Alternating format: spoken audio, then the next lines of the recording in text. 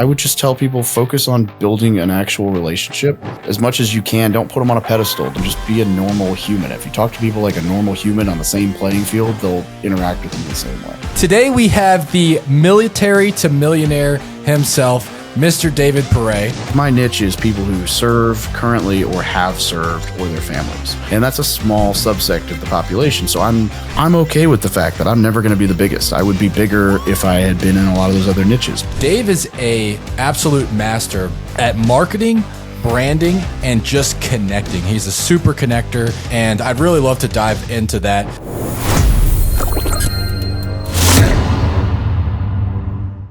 What's up, everybody? Welcome to the Zeroed In podcast. Today we have the military to millionaire himself, Mr. David Pere. And David and I go way back. We actually used to live together. We have bought probably, over 80, 90 doors together? So, somewhere around there, like the 80, 90 door mark? Yeah, 85-ish probably. And we stumbled into some wholesale deals together. We've done just a whole bunch. So today what we're going to talk about, I'm really excited about this because Dave is a absolute master at marketing, branding, and just connecting. He's a super connector, and I'd really love to dive into that. Dave, why don't you just give us a quick introduction on who you are now, because we don't catch up as much as we used to. So what your main business model is, tell us about the military to millionaire community, the war room, and what your real estate portfolio looks like. Yeah. So, I guess everybody knows me as the guy who joined the Marine Corps, did nothing with his life, and then 7 years in was like, oh, real estate. And then, changed my life and try to help other vets make better financial decisions. Dude, what does life look like now? All right, let's see. I'm a divorced single daddy-o. I own man. I don't even know how many. I used to count how many doors I had a controlling interest in, and then just as a bonus, drop the other 1,000 that I've helped raise capital for. But the ones that I have a controlling interest in have changed so much recently, between selling off a few or buying. It's somewhere around 120 to 150 doors. It's mostly residential or apartment. Then there's the hotel and an RV park. And then I've got, some apartment complexes and a hotel that I raised capital for and own sometimes very menial percentages of, but I think I'm 12.5% owner in the hotel, which is pretty sick. Let's see.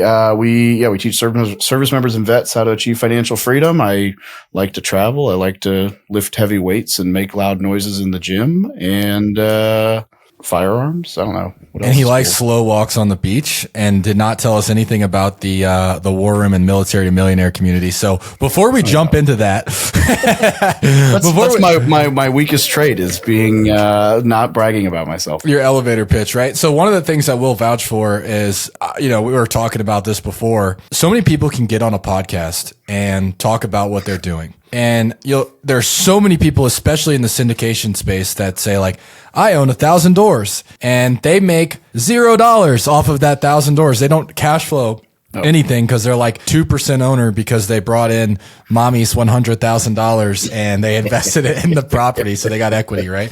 And then they counted on their door count. And so one of the things I will say about Dave is the doors that he owns, he actually owns a majority share of, usually 33%, 50%, or 100%.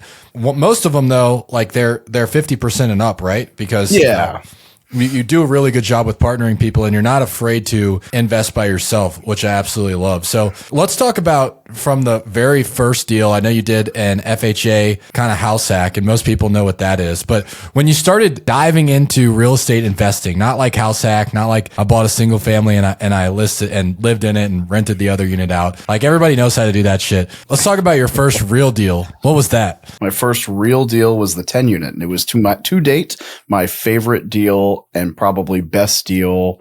Scratch the probably best deal I've ever done. I bought a 10 unit. Interestingly enough, I was sending mailers out for duplexes, handwritten. This was the deal where I learned the hard way why you don't handwrite. I think it was 106 letters while on duty at 3rd Marine Regiment on a piece of, yellow legal pad.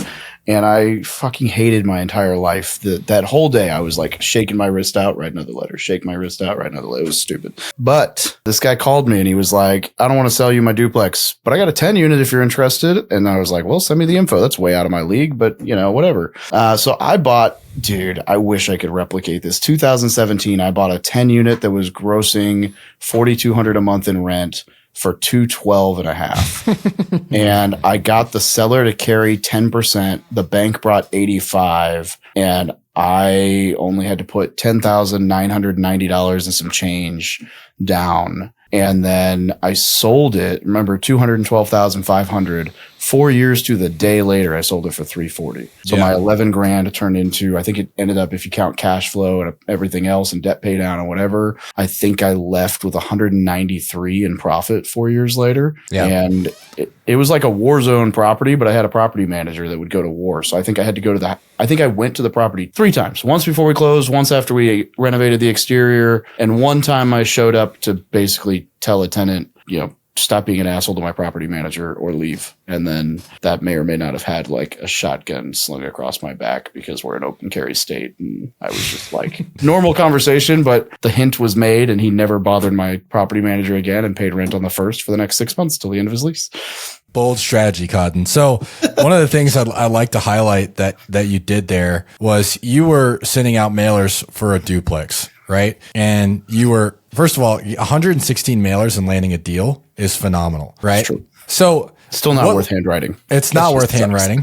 But what I've noticed is a lot of people getting in the space, they grossly underestimate how much volume it actually takes to be successful. Now, you landed a deal. That's a unicorn, right? That you landed one deal off of 116 mailers. So now I know you're part owner in a wholesale business. Like, roughly how many mailers would you say you would have to send out now to get a deal versus, back then you sent out 116 handwritten. What would you say, like, roughly now it would take to get a deal in today's market? I think we're sitting right around like $1,400 a deal. I get a discount on my mailers. So it's probably right around, I'd say between 1,500 and 2,500 mailers per contract would be good.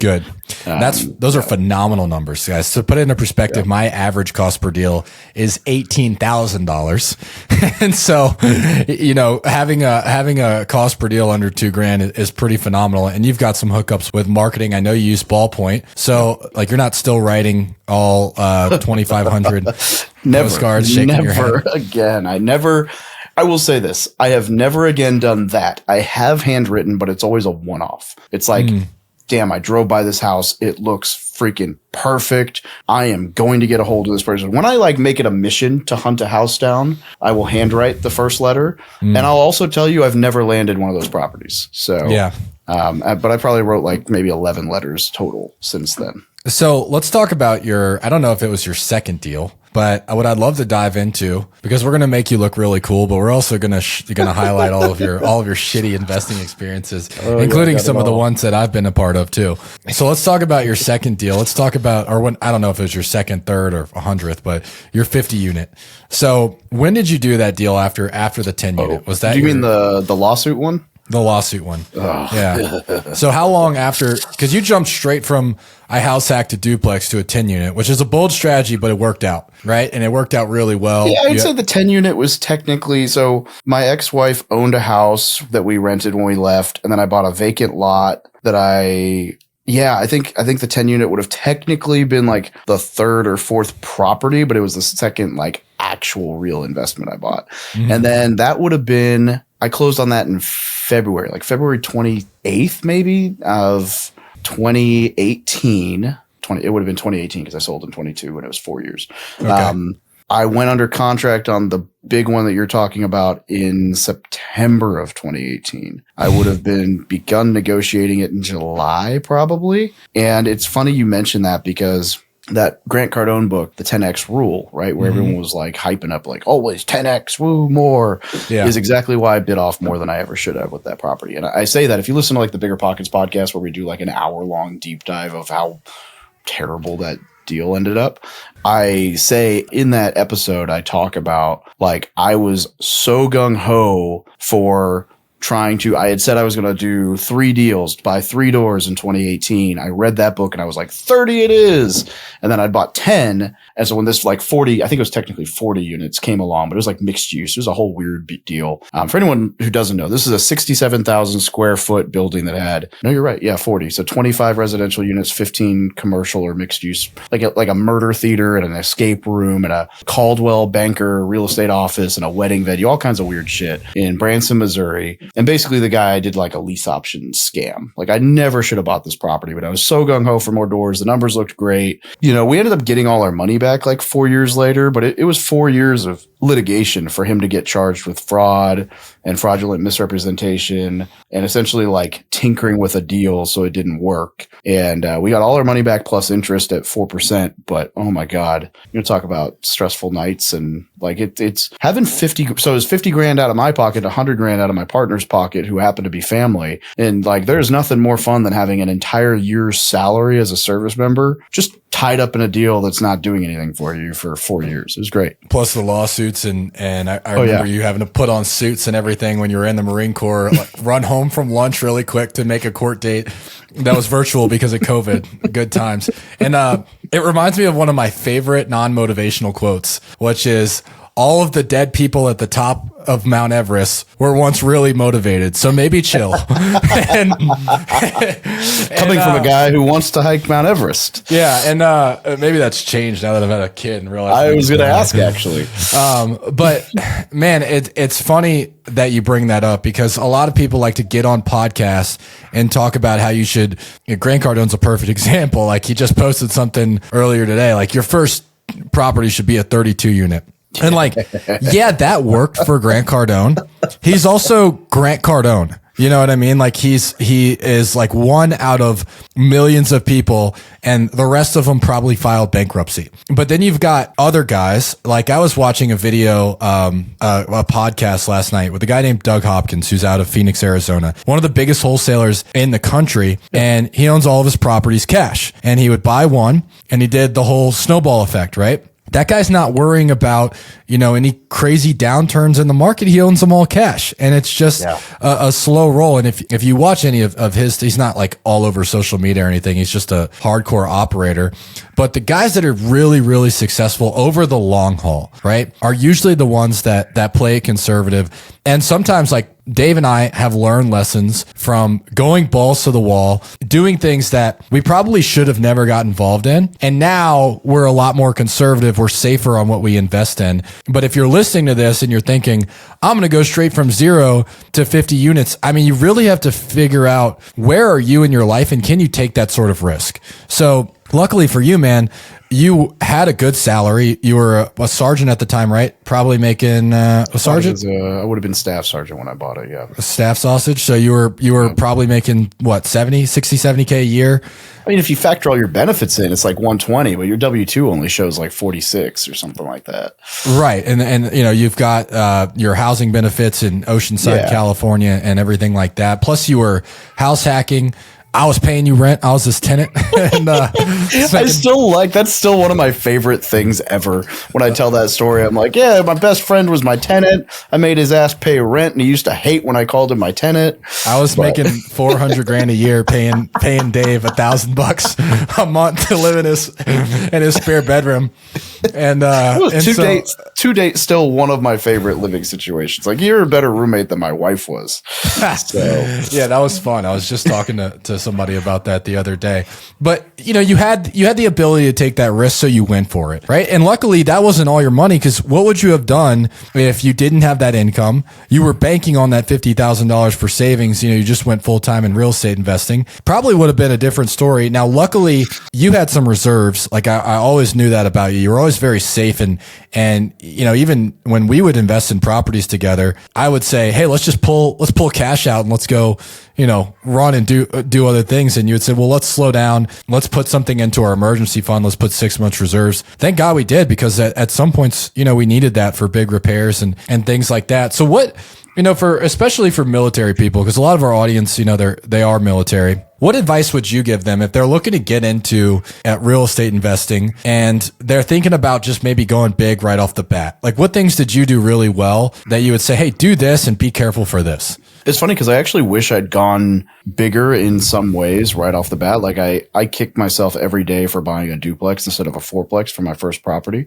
If you think back to like 2015, it's like, dude, anything you bought in 2015 would have been gold. Why didn't I buy more? Yeah. And same with 2017, 2018, 2019. But like, that's, where the market was. There's a lot of factors there that I didn't know. I think the biggest thing is when you look at risk, like you and I are obviously not risk averse. And it is, we're more so now than we used to be. But John, we literally had a conversation once on a Zoom call with me, John, and my buddy Hugh, where I said, actually, John was in the kitchen. We were hanging out together. Hugh was on the phone. And I was like, Hugh, if you lost $100,000 today, what would happen? He's like, well, I'd be really upset. I'm like, no. How would your life change? He's like, it wouldn't. I'm like, okay, cool. John, if you lost so we knew going into that one deal that we're going to talk about later, like our worst case scenario essentially is we take this hit and it sucks, but it won't.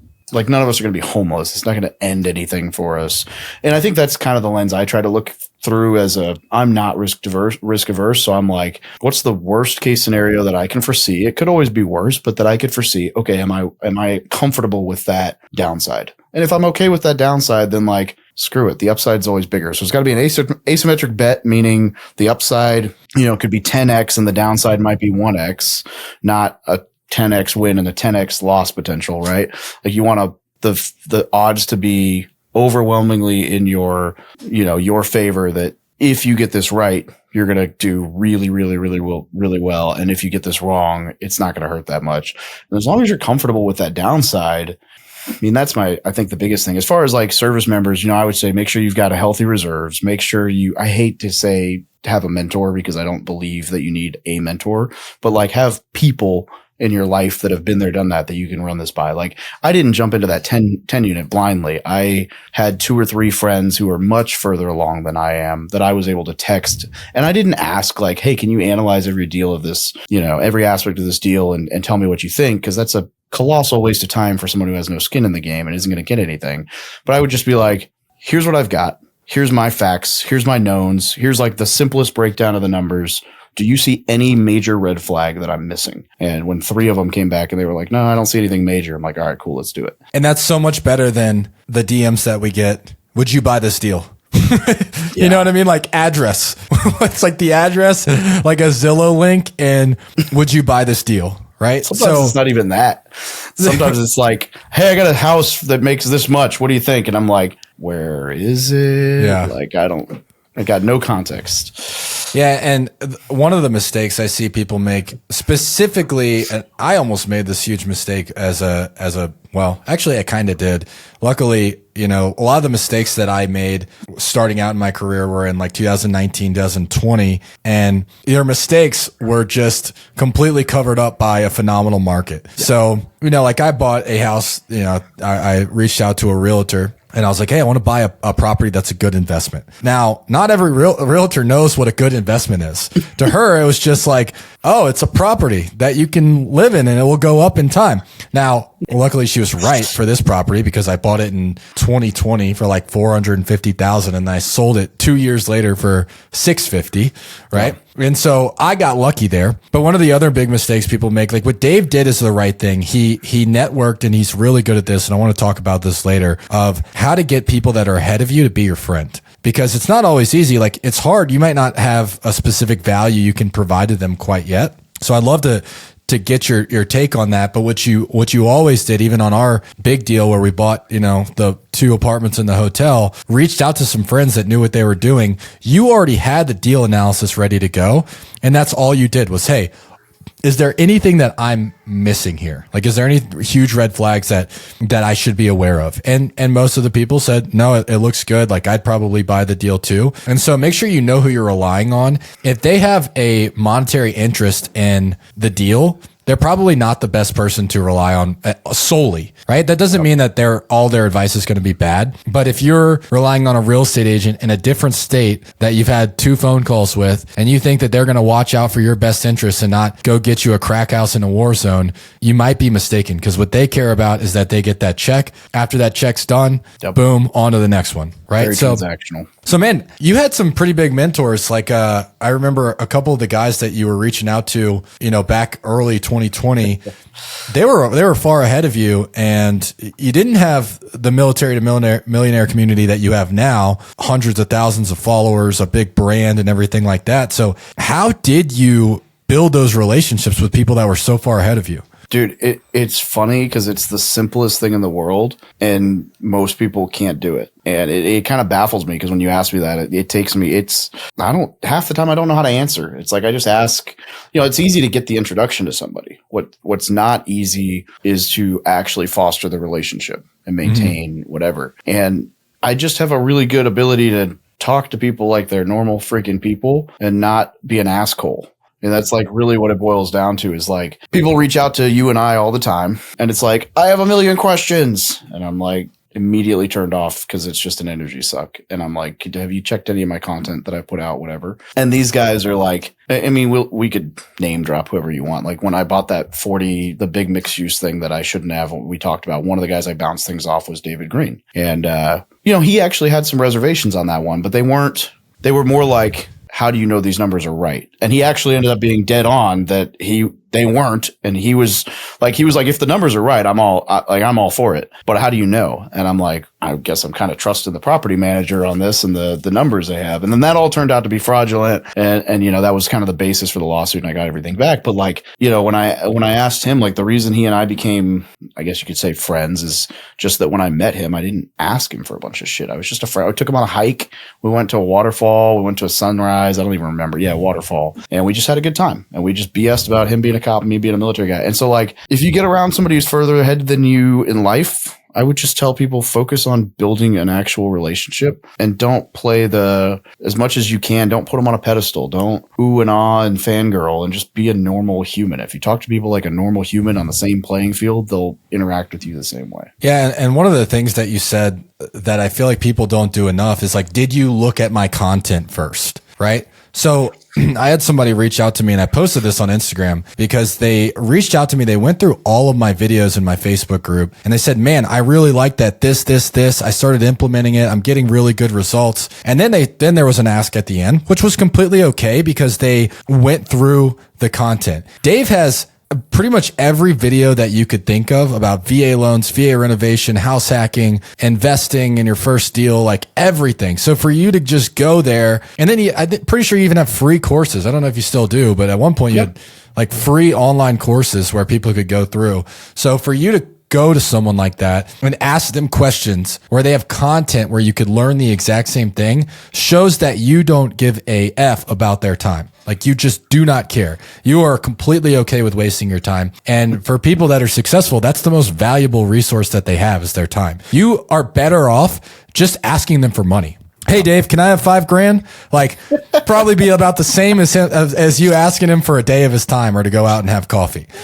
Oh man, I had a guy ask me the other day. This is like my favorite. I was like everything I could do not to just blow up. And it was just I think it was Instagram. It was just a DM. It was one question. We'd never talked before. And the question was, do I have to move into the house if I use a VA loan? And I wanted to just like pick up my phone on video and be like, I hate you. Like, yes. Like, I was just like, dude, like any cursory, I'm actually going to, it was the reason I put this on my videos to do. I'm going to make a video, like a short, 30-second clip like I do where I talk shit about everybody. And the clip is going to be the secret to knowing all the answers. And then it's going to just pop up Google and I'm going to type in, how do I know all the answers? And whatever shows up on Google, I'm going to be like, ta fucking da. ChatGPT is even better now. Like I think Google's going to be done in the next couple. I think it's a bold statement, but I honestly do feel like there's going to be a lot more people just going straight to ChatGPT because you can ask ChatGPT anything. You don't have to go read through articles. And I guarantee if you ask ChatGPT, do I need to move into my house if I have a VA loan? It will tell you that if you don't, it's a felony. Could be up to, I think it's like 10 years in prison or $1 million fine. And so you probably don't have $1 million. You're probably going to end up doing that 10 years in prison. And there are people that it's not like that doesn't happen. People go to jail for mortgage fraud. It is a legitimate crime. So I love that you brought that up. Let's now go to our deal because I think this is fun. So which one? Not the Yeah, not the phenomenal. So Dave and I also launched like a random texting campaign one time. And one of the things that it was COVID. It was COVID. We're like, we didn't have anything to do. We couldn't leave the house. So we just decided. I was already doing wholesaling in other markets. I was in Louisiana. I was in California, and we had some, I had extra money because all I had to do was work. And so we wanted to buy some rentals. Dave and I launched a SMS campaign. Again, crazy numbers. This was back like 2019. I think we sent out 5,000 text messages and we landed a deal, which cost us like $100. And that deal, walk us through that deal, Dave. You probably remember it better than I do. It's just funny because it was like the deal was, it was 4 houses, 5 doors. So it was a duplex and 3 single families. One of the single families, we basically bought the portfolio and sold it immediately for, $10,000 more than we paid for it or whatever. It was just not worth messing with. We sold it off to a flipper and they did their thing. The other property we sold probably 2 years later for a slight profit. And then the last 2 we still own. And, the fun thing here is like we bought these 15% down on 200K. So we both shit 15 grand. And then we each pulled $50,000 out and still own the duplex and the one single family. And so like, even though that single family has had its share of stupid issues where we had a tenant like rip all the wiring out of the house, we had to renovate it, it's, whatever. That's why inherited tenants suck. But even with all those issues, like we still have, we still had a $35,000 payday plus our original money back, and we have nothing in this deal anymore. Yeah. And that was, that was off of one blast. Now, just so you guys know, that stuff doesn't exist anymore. If you're just getting in the game, you're too late. No, I'm just kidding. There's still ways to make money in this game for sure. Absolutely. It was easier back then during COVID times. We picked up a deal, probably not too far under market value, maybe 80% of the market value, but it went up, and then we're able to pull $100,000 out and still kept them. And so that was just like having fun. Now, fast forward probably a couple of months, Dave's sending out mailers trying to land just random single families for his portfolio. And why don't you tell us what happened there? Oh man, it's a fun story, man. Like whenever I get into real estate, I get into weird stuff, it seems. Yeah, I was wholesaling in Springfield and I was mailing and doing whatever. And, we got up to where we were doing like 4 deals a month. But at the time, this was still towards the beginning of it, doing like a deal every month or 2. And I decided to hit up a small town about 40 minutes north. And I was like, you know what? I'm sure there's some stuff up here. None of the other wholesalers mess with it. Sure enough, we got a call in from a guy. He got a letter for a single family house. And he was basically like, he and I probably talked on the phone 3, 4, 5 times before we actually got to terms, just chatting, whatever.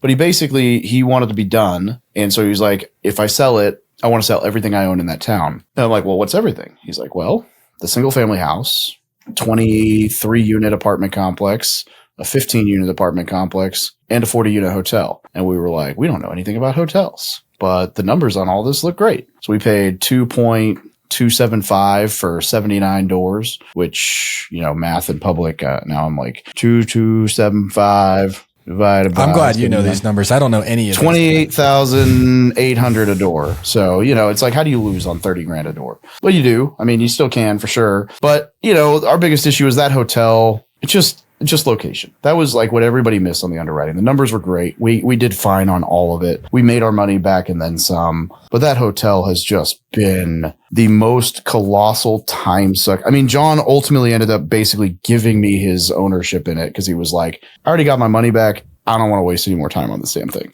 Yeah. And the hotel was it's funny that I really like hotels now because that hotel was just not fun. Yeah. And but it's because we bought a hotel in a location that doesn't attract. And so when you go and you talk like a boutique hotel in a nice area that you want to visit, there's a whole bunch of other perks. But boy, this bad boy. But yeah, we ended up selling the single family right away. We sold the 23 unit apartment 2 years later. A year after that, we sold the 15 unit apartment on seller financing terms. So we're expecting a big payday here in the next couple months to a year. And then same thing. We're looking to sell the hotel on similar terms. We're under contract right now on kind of it's a weird deal, but we'll end up being good on everything. So let's talk about one of the things that I'd like to dive into for people listening, because a lot of this sounds really good, and some of it, like at the end, it was right. So we put in $100,000 each. Dave brought up a really good question, which he asked, and I will ask that on every single one of my investments moving forward. If you lose this $100,000, how does your life change? Right. And the answer for me and for my partner was, for our other partner was, it doesn't really change. I would just be pissed. Yeah. Right. And there was a time where we thought we might lose that $100,000. We're like, hey, we actually might lose out. The hotel had a lot more maintenance than we were expecting. It needed a huge air conditioning system, a new roof. It needed remodeling. It was a lot that we had to put into it. And, when we went to sell it, when we listed it originally, I remember one of the buyers hopped on a call and he's like, you guys are rich. And we're like, we looked at the P&L and noticed we were literally putting in like $10,000, $20,000 a month, every single month on that hotel. And I think the moral of the story, which, Dave and I can put two different perspectives, because we both learned from it. Dave decided he's going to continue pursuing hotels, which you can look at it as an education investment, which is what I did too. Like I looked at it, luckily we got our money out from the apartments and everything like that. But overall, the hotel, at least when I exited, was like on paper, it was a loss. Right. Yep. And I look at that as my lesson learned was just to stay laser focused on the things that we had no business running a hotel. And for the first year, our business partner was running it and he didn't know anything about running a hotel. Luckily, we went out and we found a manager that was, had already flipped two hotels. Yeah, you're welcome. Out of necessity, I was like, the only thing I know how to do is go hire people that actually know what they're doing. And they're still there, right? Crystal's still there today. Morris is still involved. Yeah. Yeah, consulting. So, we went out, we found a really good operator and we realized, hey, like we have no idea what we're doing. You guys run this thing. Dave and I decided to go two different routes. Now, Dave's still investing in hotels because he's learned so much through that experience. We learned about real occupancy rates. We never even thought about the down season, right? We really weren't thinking about that. Like it was a lot worse than we thought. In November and December, nobody was traveling to that area. Yeah, we had no data on it from the previous owner, and boy, did it mess with us. Exactly. We just saw like the overall revenue numbers, and those were not super accurate anyway. So the reason that I bring this up is if you're going to go balls to the wall and you're going to take a risk, you have to ask yourself that question. What happens if I lose this money? And what's the worst case scenario? To be honest, we thought the worst case scenario is we lose $100,000. For a while, it actually cost us a lot more than that. Like we were spending $5,000 to $10,000 each a month out of our pocket. And if we wouldn't have been making good money to float that, we would have been in a lot of trouble. And a lot of that was just from getting into something that we didn't really know. And the way that we survived was we were careful, right? Like we had the ability to float those things. And again, at the end, it ended up paying off, right? Like market went up. We did turn over the apartments. Those were huge wins, right? So overall, the portfolio did well, but I just wanted to kind of harp on that for a second. And I think not enough people do these sort of podcasts where we talk about, hey, what do we actually do wrong? And how do we get through it? Because, a lot of investors are like, they invest in a deal, it goes bad, and they think they're the only one. They think they're an idiot, right? You're not the only one. Trust me, most people that take risks, they get bit every once in a while, right? And that's how that happens. So I appreciate you. Grossly underestimated the amount of work that would take. We grossly underestimated the role the market played, and we grossly underestimated the amount of capex we'd have to do on that deal. And it's funny because I do still look at hotels, but one thing I changed very much is that I partner with a really good operator, because I understand enough to know if they're BS in the underwriting and the operations, and I know enough to be able to help with like the marketing side, but I don't want to be actively involved in management at all. So I will go and partner with a good operator and raise capital for the deal. And then like on this one we just bought, I'm helping with the social media, the Google ads, the Google business page, all that stuff and the marketing side, but I'm not. Other than that, I'm doing like nothing. I guess I'm emceeing an event there in September, but which is your superpower, right? Marketing and being able to create branding. So I'd love to dive into that. Tell us a little bit about the development of the Military to Millionaire community from when you started it, your overnight success and what that looks like now.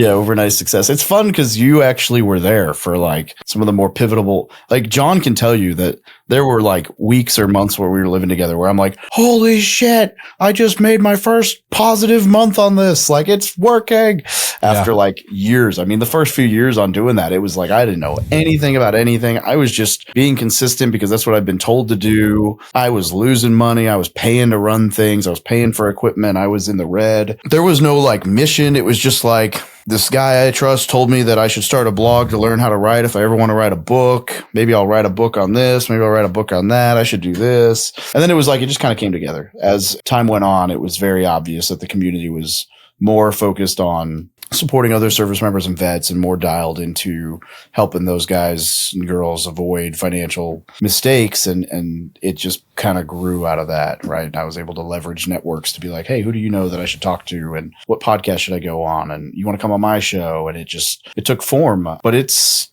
been fun. I mean, over the years, it went from like a hobby thing to I did a lot of content trying to get a hold of new service members and get them in the fold before they go anywhere and make mistakes. And I do a lot of other content. I'm building out referral stuff. And now it's like a full-fledged, like now we run Facebook ads and we're doing all the things and we're dialing into, actual having our numbers in. And I've got a long way to go, but I feel like an actual business owner now with a team rather than a guy blogging in his, closet.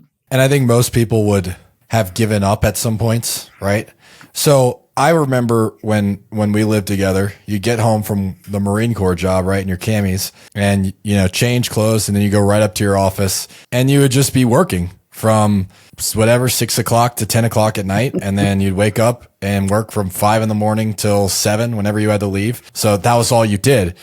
And I remember you doing that. So for people that want to build communities, because I think with the whole Hormozy school thing, it's going to be the next thing, right? And it already is to an extent, but people are going to be focused on building more communities because it's a great source of passive income, like actually pretty passive once you build out the community, right? At least recurring income, I should say.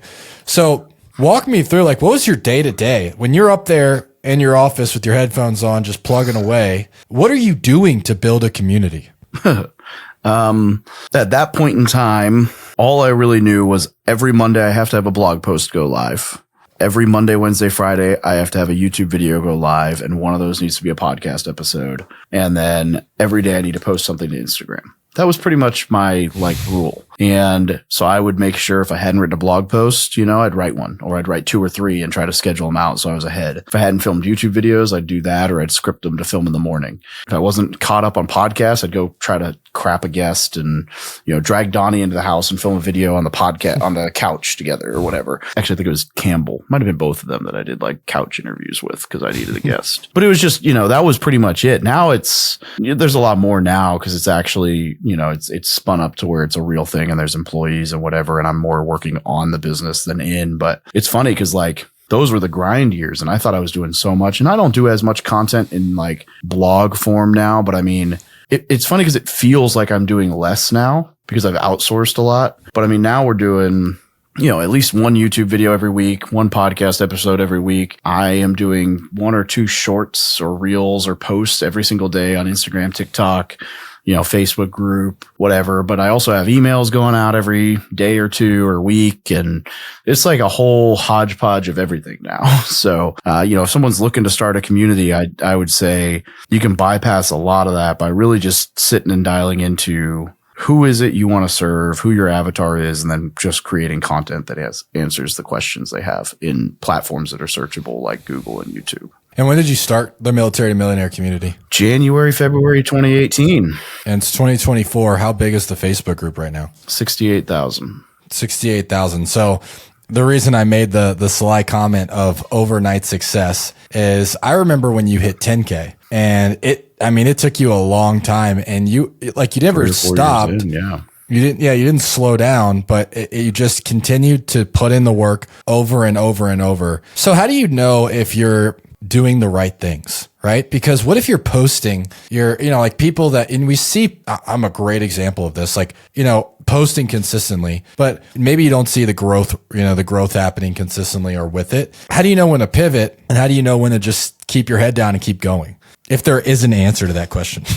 Yeah, I mean, every situation is going to be wildly different for sure, but I think it depends a lot on your, your goals, your niche, your avatar, your expectations. So, and then ultimately, I would say, and I mean, this is probably a Hormozyism, I'm sure, but you don't lose unless you quit.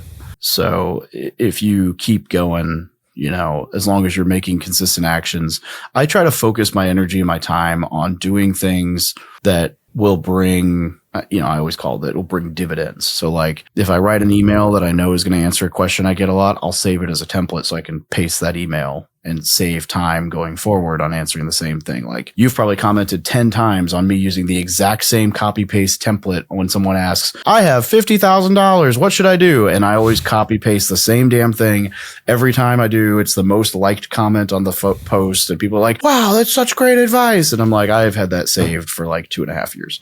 And that post has garnered more, welcome responses without me having to change anything. And so now I can just go and copy paste, so I try to focus on things like that, or I would rather spend the time to put out a YouTube video that answers a question where I can SEO optimize and try to rank on Google and YouTube for answering that question for my audience than spend the time on like TikTok where a video might go viral, but those followers are not worth the same as a follower on Instagram or Facebook in the group. Like I would value a Facebook community member more than any other platform. Under that, I'd go YouTube, then I'd go Instagram.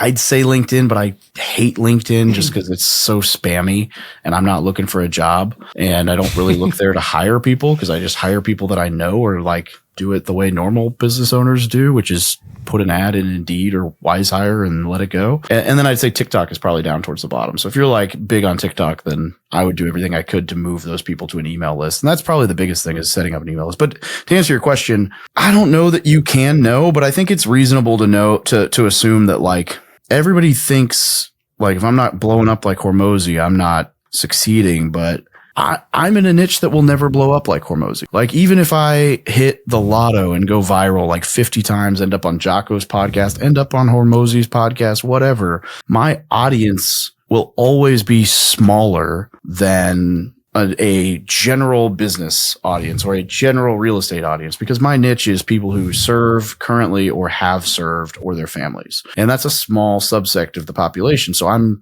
okay with the fact that I'm never going to be the biggest. I would be bigger if I had been in a lot of those other niches. But what really matters is your bottom line. If you have 1,000 people that follow you, but they all engage, all buy, all whatever, you'll have a great lifestyle.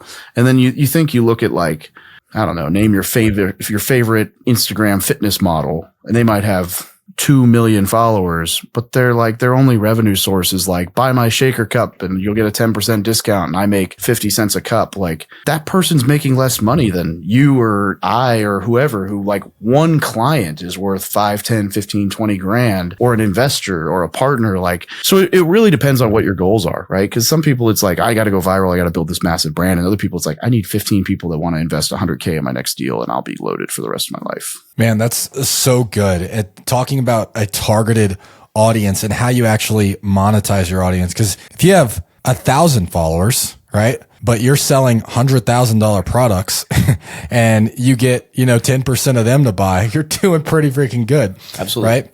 And so I love that you stayed consistent on your one niche, which is helping service members, veterans get to financial freedom and make good financial decisions while they're in the military, which, is what your book's all about.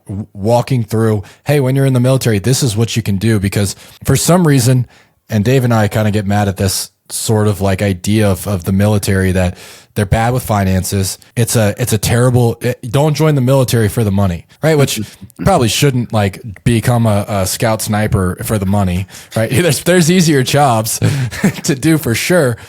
But man, like when I got out of high school and, started going to college and everything like that, I was looking at jobs. I was going to be like a physical therapist, and like you can make $120K a year in my hometown as a physical therapist. You can make that as a gunny. You know what I mean? Like you can make that inside the military as well. And on top of that, the benefits that you have, you've got a non-taxable income with your housing allowance, which is huge, right? If you guys have paid taxes, you understand the benefits of that. Then you've got the GI Bill. You can go to college for free. you've got the VA loan. And so there's so many benefits to set you up for financial success. Why do you think that the military has that sort of persona of, hey, it's a bunch of broke people that are buying Mustangs and just spending all their money on tattoos? Like, why do you feel like that is what people think about the military? Because in a lot of cases it is reality, and it's what people showcase online and joke about. Some of it's stereotypes, but like, let's be real, man. If you drive into Oceanside and you just drive around all day, and then you drive onto base, where are you going to find nicer cars? Yeah. On base. And those guys don't make nearly as much as most of the civilians out in Oceanside, or at least they don't have the net worth probably. Because, you know, if they've lived in Oceanside forever, they probably just have equity, but like whatever. I have always felt like the answer to this, and I'm sure I'm wrong on some of this, but I've always thought that my answer to that was, and it's from my perspective, is like when I joined the military, I was, you know, I deployed pretty quickly. I was trying to deploy again. Things were going crazy. I was an 18, 20, 25-year-old kid. And my ideology was like, I'm probably going to die, so I might as well live it up. And I think there's a lot of people who join the military, they get sucked into like that mentality. It's not necessarily I'm going to die, but it's like, might as well live big right now because I've got the consistency of a job that's not going to kick me to the curb unless I like get a DUI or kill someone. And I can afford to spend every dollar in my paycheck because I'm still going to have a house. I'm still going to have food. I'm still going to have medical. I'm still going to have dental. I'm still going to have whatever. It's like, who cares if I make $1,000 and I spend 990 of it because I'm fine. Next 2 weeks, I'm getting another paycheck, right?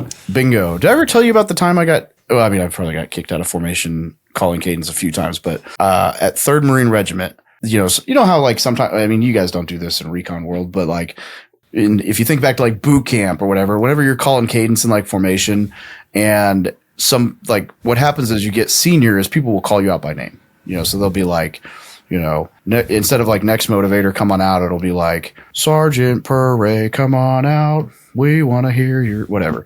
And I got yanked out to call cadence at a 3rd Marine regimental formation. So it's like the whole freaking regimental staff, all 3 battalions. I mean, we're probably like 1,500, 2,000 people, maybe more. And I'm supposed to call cadence in front of the group. And I had no desire to do so on the day. And the cadence I went with that day was 1st and the 15th, we get paid. 2nd and the 16th, we get laid. 3rd and the 17th, we are broke. Marine Corps pay is a fucking joke. And that was it. Sergeant Major immediately was like, get back in formation. I was like, oh, thank God it worked. And, you know, I didn't want to call cadence at all or do any of that crap that day because I mean, who wants to? Anyway, but I laugh because that's like my favorite Marine Corps cadence because it's so freaking true. Like if I think back to me at 20, like pre-deployment, it's like, we're going to Kintown and we're going to get hammered and we're going to blow all our money on protein, pre-workout, and booze. And life is great. And now I look back and I'm like, you were a dumb son of a bitch. Yeah. And it's funny. And I never thought about that, but I thought the same way when I got my first paycheck is I never had money like that before, you know? Yeah. So I was like, holy crap. I just made $1,500 this month, which to me was a lot, you know, as a PFC living in the barracks. I was like, how am I going to spend $1,500? And that I bought guns, right? Yep. That's what we do. I still do that. You should, when we get done recording, ask me about what I bought recently. Will do. So Dave is still a Lance Corporal at heart. But no, these were discounts. I got equity on them. Good. Well, so that was my process too. Like my thinking process was, well, I'm going to get paid guaranteed. So why not spend it? But if you can shift your mind around, instead of thinking I'm going to get paid, why not spend it? How much can I save while I'm in the military? Right? What vehicles do I have access to where when I get out, I'm pretty taken care of. So like when you got out, you didn't have to work a job at all, right? I haven't, no. Not, and it's just because you had rental income, you had the community that you built, and you had such good income while you were in. You were smart. Eventually, like, you know, took some learning, just like anything else, right? And I remember for me, it was more of like I didn't start saving money until I was forced to, until I went on a deployment and I was on a ship. And the only thing I could spend money on was the PX, right? The little snack shop that you got. Yeah. And so like, you know, I could spend $3 a day, go and get like Doritos or protein bars and things like that. But that was all I spent. Right. And so I was forced to save money. And then once I finally did, it was like, what am I going to do with this? Like I could do something good with this. I don't want to just spend it. I just, for 9 months didn't spend any money. And so it's such a good opportunity. Like if you're in the military and you're listening to this and you're thinking, man, I've got a check. Why not just spend it? Yep. You have to think about eventually, if you want the freedom to get out, which some people do, you could always stay in and then retire, but you don't want to do that by force. And you and I know so many people that are 10 years in and they're like, well, just 10 years away, right? Yeah. Like it's like I'm 10 years away and then I can retire. And I don't know what I would do. But if you save that money, you have the freedom. It gives you the freedom to be able to go figure something else out, right? Go invest in something, go learn a new skill, join a mastermind, join a paid group where you can learn marketing, where you can learn sales, right? All of these skills that will make you more money when you get out. You can make more money in a month than you made your entire year. And I think for both of us, that became a reality at some points in our life where, a year or two out of the military, we made more money in 1 month than our entire annual salary. And I know for me personally, you probably will say the same, is it was because I had some money to invest in skills, right? Like I joined Bill Allen and Adam Whitney's 7-figure flipping, right? I had some money and I invested and learned how to scale a wholesaling and flipping business. And that allowed me to make over $100,000, which is in a month, which is more than I ever made in the Marine Corps in a year, right? And so I'm guessing, was that the same for you, that you were able to kind of get around, spend some money, invest in similar communities, or how was that process for you getting out? Yeah. Actually one of the things that I'm like most proud of my last year is when I really realized like I'm ready. I'm financially like I don't need this anymore. One of the things that helped me realize that was I didn't know this was a thing, but there is a maximum percentage of your paycheck you can contribute to TSP. I don't mean like a maximum. Everyone knows like you can max it out in a year if you save whatever the number is right now, 22, 21, whatever. Then that's the most you can contribute in a year. No, I knew that. But I thought for sure I could just put 100% of my paycheck towards TSP, and it's capped. I think it was like 65%. So my last year, I was really trying to make sure I maxed it out before I got out of the military, because I was like, I don't need my W-2 anymore. Like I'm proving that to myself by sticking it all somewhere else. And so I tried to just turn it to 100%, and they were like, nope, you can't do that. It was like 65% or something like that. And I did end up maxing out like 3 weeks before my EAS, but it was funny because I was like, oh, I didn't know there was I guess that's to make like safeguard the Lance Corporal being like, I will just live at the chow hall. I don't need a single dollar ever. Not a bad strategy, by the way. You could do it. I was just saying, the reality is like, that's why we're so able to easily just spend that income, because everything we get paid is actually disposable. Like, yeah, our food is covered if you go to the chow hall, which everyone should. Your housing's covered, whether you're in the barracks or you have BAH, your medical's covered, your dental's covered. Like, if you think of big life needs, it's like $5,000 a month. It's like $5,000 a month of expenses between food, healthcare, all of the things that you get.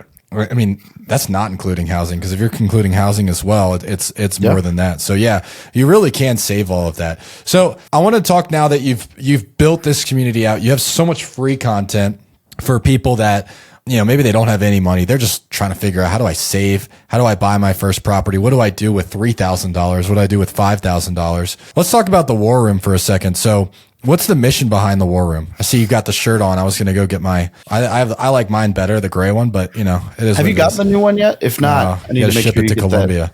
Yeah, you got to give that address to Amanda so she can get it to you. So what's the War Room? The War Room is like, I kind of call it jokingly the crown jewel of the military millionaire community, but it is. I started it because I had been in a couple mastermind groups and I was like, this is really cool. I bet we could do this with vets.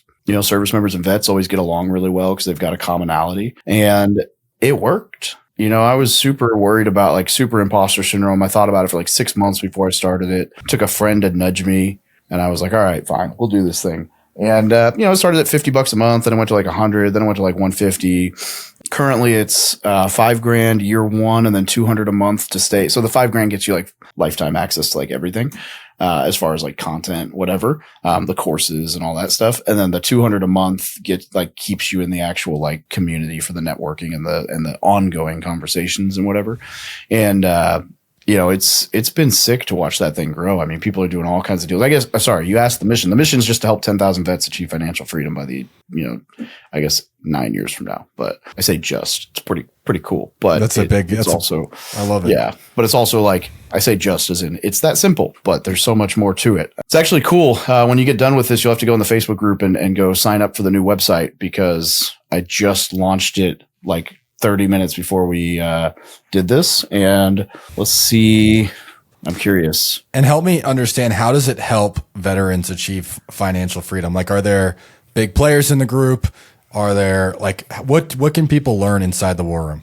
Yeah, it's, I mean, the big players for sure. In fact, as I'm looking at this, I'm going to name drop them. So I dropped this in the website like 30 minutes before we hopped on this call. I just pulled up the site. One of the things we put on the new website is a freedom wall. So it is front facing. And so anyone who's like, what is this War Room thing, will go to the website and they'll see 3 buttons. Who are we, or who we are, the freedom wall, and the command center. Command center is for like anyone who's paying and they're in the freedom wall is like when you fill out your member profile, you can check a box that says, hey, I'm financially free. And so in the, however long it's been, we've got 6 people that have checked that box and filled it out. And here's the names on the list. You'll appreciate this. Adam Whitney, Alex Felice, Mike Robb, Brandon Jenkins, myself, Steve Lobb.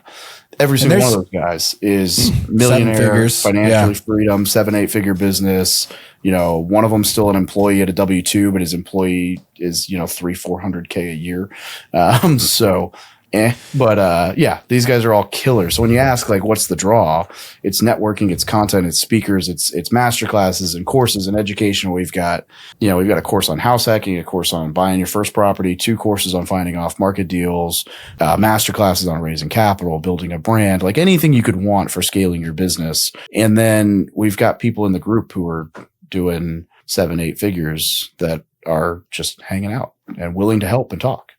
And Dave's going to give you guys all a discount. If you watch the Zeroed In podcast, Dave's going to give you a discount. We're going to drop it in the show notes. I didn't plan this at all.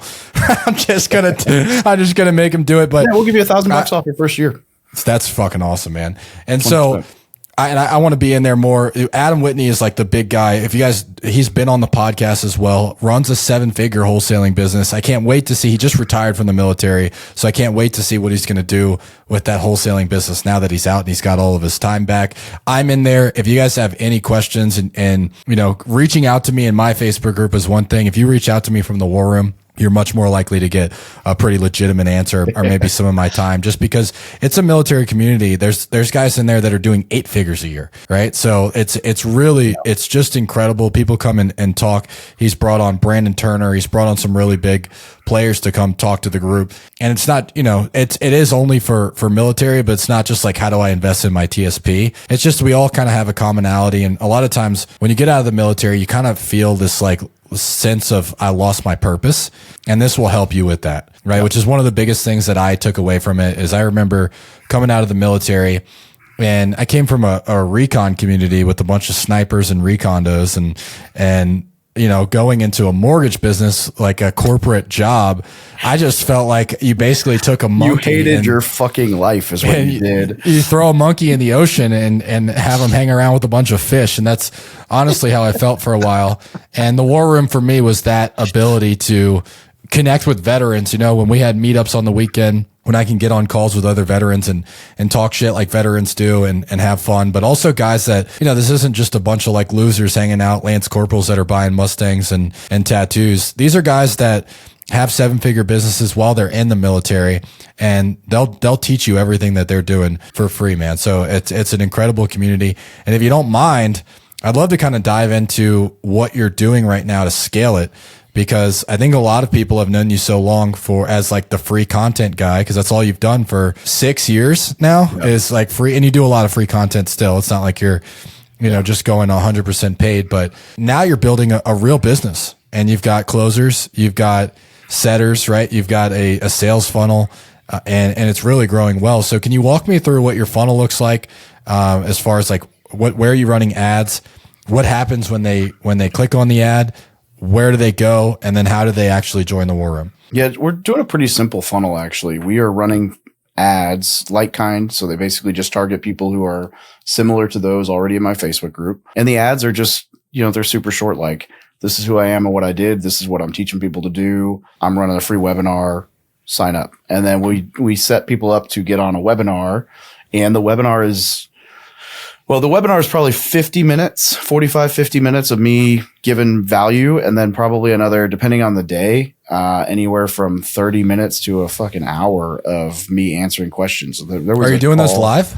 Yeah. So we do, wow. We don't, not like live in the Facebook group, but like, you got to register. I do it through Webinar Jam, which I paid for, which by the way, if you're going to run webinars, like holy game changer over Zoom. It is not cheap, but it is amazing. And, so yeah, I run it through there, and basically we get done with the call, and I'm like, yo, if you guys are interested in taking it to the next level, schedule a call with my team, and we'd be happy to talk with you. We'll give you some strategies, some free games, some whatever, but it is going to be a consultation about the war room to see if you're a good fit and if we can help you. And then I give everyone on the webinar like, $1,000 off, like your group, just for showing up, right? Yeah. And I figure, I mean, it's a really cool thing because let's say we get like 1,500 people that register, probably 300 will show up for the webinar. Of those, right now we might get 80 to 100 on a call. I mean, the last three webinars I've run, I've had to like be on Slack messaging my sales guy, like, yo, your calendar's booked out for the week, open 2 more days. And then those fill, and I'm like, open 2 more days.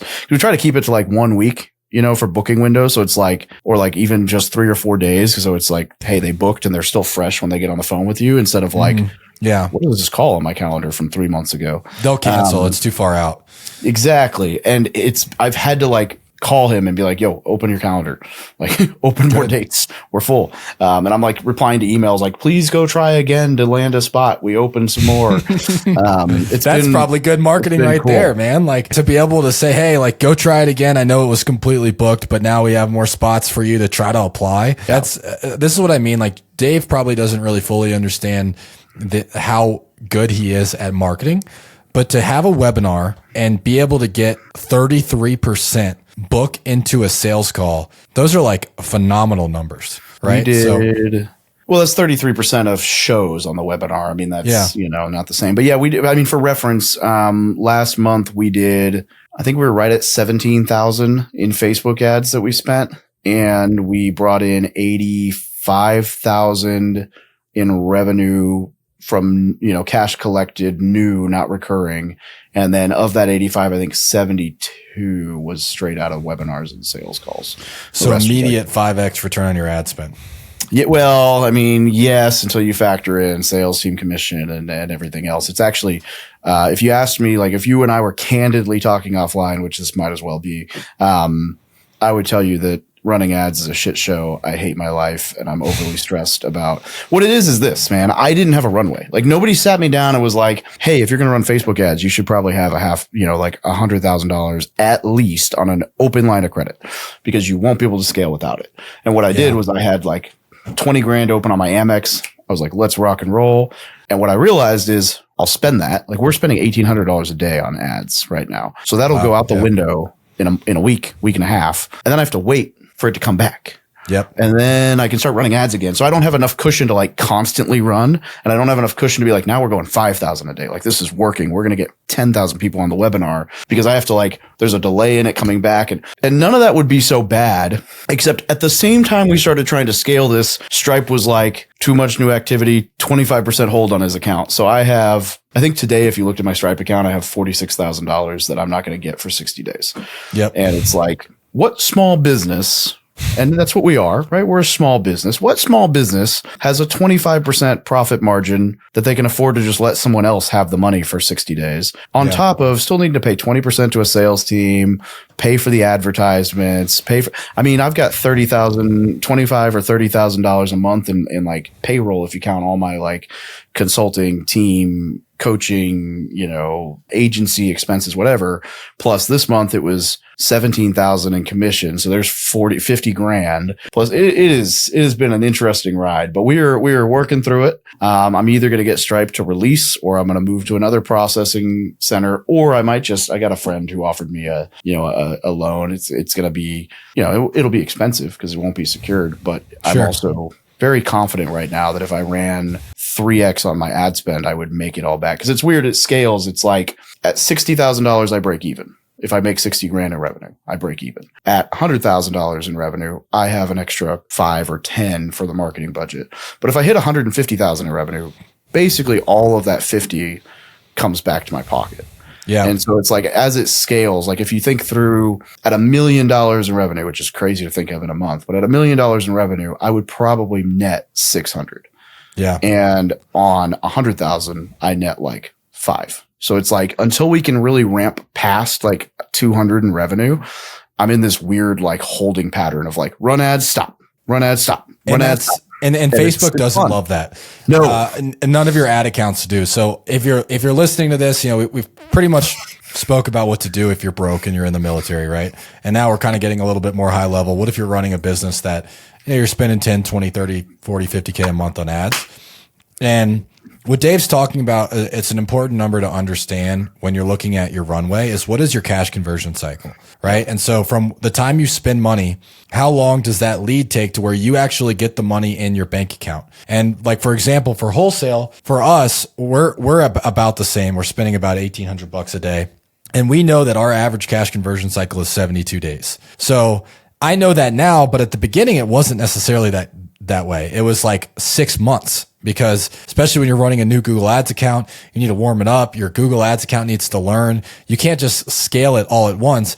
And with Google, they really don't like if you turn your ads on and off. Like if you go and launch them and then you pause them, they might just suspend your account. So it's something that you need to be aware of. So what Dave brought up is so good for people that are starting paid ads. And I've made this mistake in the past as well, as just going, okay, well, I've got 60 days of runway. Like I'm just banking on this all coming back on the 60th day. You might get a 5x return on your ad spend, turn that, let's say 20K into 100, but it might take 90 days. It might take 120 days. So you should really understand that and do that research before you start cranking up your ad budget. I'm specifically talking to wholesalers, right? If you're like, hey, I'm just going to go balls to the wall, I'm going to just launch my campaigns, and if I don't make all my money back, I'm going to be broke in 60 days. Don't do it that way.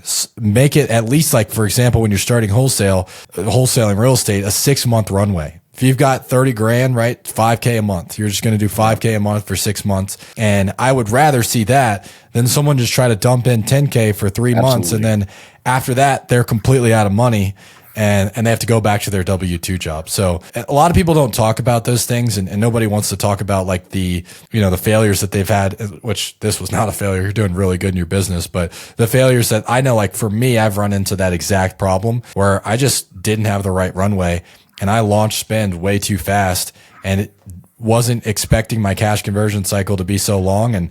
And guess what? You run out of money. Google doesn't like that. It's harder to scale your ads. So just things to take into consideration when you're scaling. So now you've learned that, what's the plan? Are you going to continue to scale ads? Do you have the ability with your market size to continue to scale where you're going? That's market size, for sure. The numbers are there. The ability is there. We can definitely ramp, but I'm kind of it's counterintuitive, but I essentially am not running ads this month in order to pocket as much as possible and build that buffer back out and run harder in the paint next month. Yeah. And really what I'm going to do is I'm going to sit down on Monday with my sales, like director team, whatever, and really try to nitpick a strategy for, like, my ads guy is really expensive. He's really damn good, but he is like super, super expensive. And so, like, okay, would it work at this point, now that we've got it dialed in, to pull that to a more affordable source and shave some costs there? And so we're going to kind of talk through all of that stuff to trim the fat and be able to turn all of the fat into advertising to ramp. Because the reality is, like, I'm very confident right now that if I dropped $50,000 in advertising, I'd hit 150, 200 in revenue. But then it's like, at that scale, I can afford 25% hit. I can afford $50,000 sitting in a Stripe account for the next 60 days. It's not fun, but at least it won't break the budget, because there's still another 100 to pay out commission, my team, everything else. Whereas right now it's like, it's eating me alive. And so I really need to just figure out, like, I'm kind of pulling back to figure out, okay, how do I get enough to hit hard and be okay with just eating that? Because if I can get past that 60-day window with, I'm okay with, like, realistically, as much as I like hate the idea of someone else having my money and running, making interest on it or whatever, because that's exactly what Stripe's doing. They have it sitting in an interest bearing account. They got 40 grand where they're just collecting interest on it, and then they give it back and collecting interest on it. And they give it back and collecting interest on it. And they give it back. Like, good for them. Great business model for them, I'm sure. As much as I hate that, if I can get past that 60, 90 day window of 25% where I've been pumping 50 grand into that every month, then when it starts kicking back, it no longer matters. It's like, all right, yeah, I've got this stupid hold and they've got $100,000 of my money or whatever it is. But as I'm giving them 50, they're giving me back 50, and it no longer is an issue. And then it's like, worst case scenario, if I shut everything down, I got $100,000 coming back to me over the next 60 days, guaranteed, because it's sitting in the account with my name on it, already commission paid. Yeah. So I don't mind having that buffer in a spot where I can't touch it, because Lord knows I would touch it. But I also would prefer the buffer in my bank account. So, of course, man. Well, dude, I love what you're doing, and I love the success that you're seeing. I have to go hop on one of these webinars, and if somebody wants to get on them, they're listening to this podcast, how would they hop on a webinar with you? Like, what's the way that they can get in to start learning about how do I join the war room if they're not like in the military to millionaire community or anything like that? Honestly, they would probably be best off clicking on one of the ads, because every time we do it, the link is different for the webinar landing page, and I never have any idea. That being said, if one of your listeners shoots me a message on Instagram, I can just drop them a link to the last replay. That's probably the easiest bet. It's like, this isn't live, but it's. How do they find you on Instagram? At From Military to Millionaire. I'm the one that From Military to Millionaire, the real one. Yeah, not the one that'll sell you Bitcoin. Not ADPI either. Don't. It's a different group. So guys, I shit on them this week. Did you see that? Yeah, I did. My little Instagram where I was like, this is fucking terrible advice, while I was like high in my studio. We won't dive into that, but what we will do is if you guys sign up for the rest of 2024, you'll get a free one-on-one with me for 30 minutes. We did $250,000 in revenue just last month, all wholesale assignments. So if you're if you're in the military, you want to learn about wholesaling, and you're on the fence joining the war room for the rest of 2024, I'll do one-on-ones. It's recorded. I can't take it back, which is why I'm only doing it for the rest of the year. And then Dave's also going to give you $1,000 off. So Dave, I appreciate that, man. Where else can people find out? I'll do one better. If you shoot someone over, I'll give you 10% of it too. I don't need that, man. I know you don't. I don't need your money, man. Don't bribe me. Where else can people find out more about you? Honestly, the easiest way, and I still love that I bought this domain, is if you go to thebestpodcastguest.com, it'll pop up with a landing page that has all my socials and a link to download a free copy of my book. I love it, man. Dude, this has been awesome. Thank you so much for coming on. I got a lot out of this, and if you are in the military, this is a must listen to. And if you're not, just stay tuned till the end, where you can learn some awesome marketing and sales tactics from Mr. Or join the military, because it's never too late unless you're old. Join the military. That's our advice. That's our final advice for this call is, if you don't know what, just join the military. That's it. You'll find financial success eventually. Read the book and join the military. There you go. All right, guys, this is the Zeroed In podcast, and we are signing off.